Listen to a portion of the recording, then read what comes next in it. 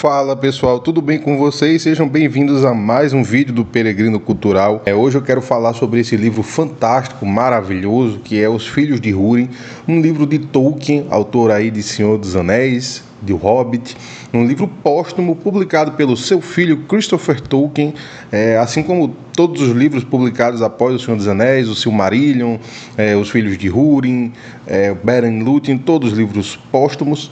Porém, este aqui, que é simplesmente uma das melhores histórias que o Tolkien escreveu, para algumas pessoas eu já vi que consideram a melhor história do Tolkien. Bem, eu recomendo a você que leu O Senhor dos Anéis, que leu O Hobbit e que gosta desse universo, eu recomendo demais essa obra que se situa dentro deste universo, porém bem mais sombria, e eu quero tratar aqui justamente sobre como essa obra é a tragédia por excelência. Bem, Os Filhos de Húrin é um livro que se encontra ali no limiar entre a tragédia grega e uma obra com elementos cristãos.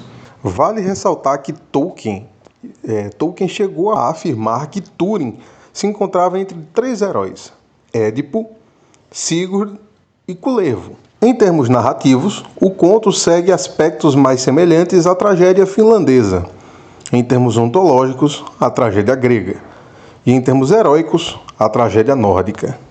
Se pegarmos esse livro fantástico, podemos perceber que existem ali muitas semelhanças na estrutura da obra com tragédias gregas e entre o próprio personagem, o protagonista Túrin, e heróis gregos, heróis trágicos gregos. E quando eu faço essa comparação, eu acho que ela é especialmente pertinente quando a gente lança com a tragédia Édipo Rei.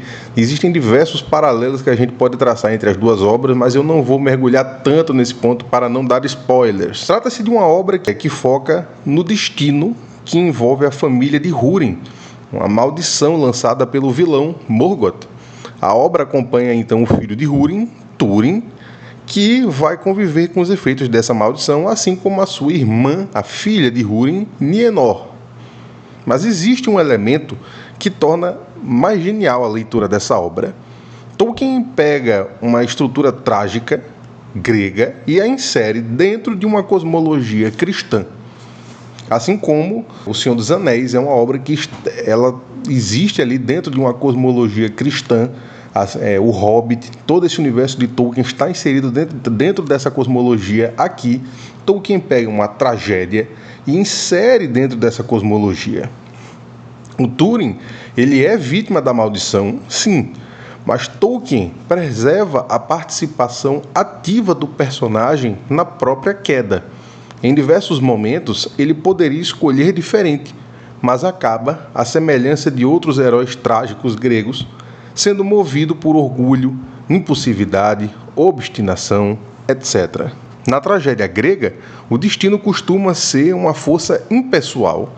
Não importa o que se faça, o herói sofrerá as consequências do seu destino que está escrito. Em Os Filhos de Húrin temos um herói mais semelhante a Aquiles, porém inserido num universo cuja ordem moral ela é operante. Túrin sofre das consequências de suas escolhas, assim como Aquiles, que, advertido de seu destino, escolhe a grandeza e se deixa levar pela sua ira em pelo menos 2 pontos ali fundamentais da Ilíada, não é? Túrin também é iracundo, orgulhoso e impulsivo, e isso é uma marca característica dos dois personagens. Esses pontos levam muitas pessoas a discutirem sobre Túrin sofrer por conta da maldição de Morgoth ou se ele é apenas uma vítima das próprias escolhas. E isso é o que torna essa obra uma tragédia tolkieniana. A providência e as forças maiores, elas operam, mas a liberdade e as consequências das suas ações nunca se perdem. Isso faz com que Túrin seja esse arquétipo do herói trágico, porém com um elemento próprio inserido. Túrin não enfrenta um destino simplesmente inevitável, mas lida com a sina decorrente de sua própria falta de humildade.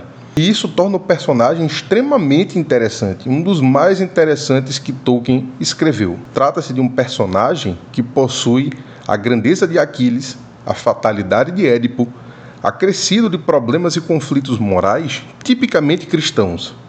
a soberba de quem julga que pode, pela força da sua espada, vencer todas as adversidades. Tolkien usa assim magistralmente a forma da tragédia grega, mas substitui o destino cego por uma providência que não elimina a liberdade humana. Enquanto lemos, sabemos que, acima do destino fatal de Túrin, ele está realizando escolhas que não têm como render bons frutos. Se ele fosse mais aberto a ouvir conselhos, menos iracundo, menos orgulhoso, as coisas poderiam ser diferentes. Ou será que a maldição encontraria seu próprio meio para atingi-lo? Ou então, quem sabe se Túrin tivesse mais virtudes, a providência poderia preservá-lo. Bem, a própria providência de Eru Ilúvatar, ela opera na obra do Senhor dos Anéis, inclusive em seu final. Essa discussão é o que torna essa obra uma tragédia por excelência. Uma verdadeira obra-prima no universo do Senhor dos Anéis. Ainda há a presença de Nienor, a irmã de Túrin, que sofre muito mais por conta das más escolhas do próprio Túrin. Sua impulsividade leva outros a sofrerem, ao tentarem justamente ajudá-lo. E esse acaba sendo o ponto onde a maldição mais parece operar. Ela acaba sendo, assim, a Nienor, o arquétipo da vulnerabilidade feminina frente às más escolhas masculinas e às guerras, que acabam, também sendo fruto dessas más escolhas. Finalmente, no fim, o mal, dentro dessa obra, ele acaba operando por meio dessas fraquezas do Túrin, e também da própria Nienor ali, da sua fragilidade, da sua vulnerabilidade, o que revela uma dupla face do mal, como corruptor e como ausência. Ele opera por meio das fraquezas humanas para corromper o bem. As faltas de certas virtudes em Túrin permitem que o mal adentre em sua vida e corrompa aquilo que está ao seu redor. Se você gostou desse vídeo, deixa o seu like, comenta o que é que você achou, se inscreve no canal se você não for inscrito. Muito obrigado por ter assistido até aqui.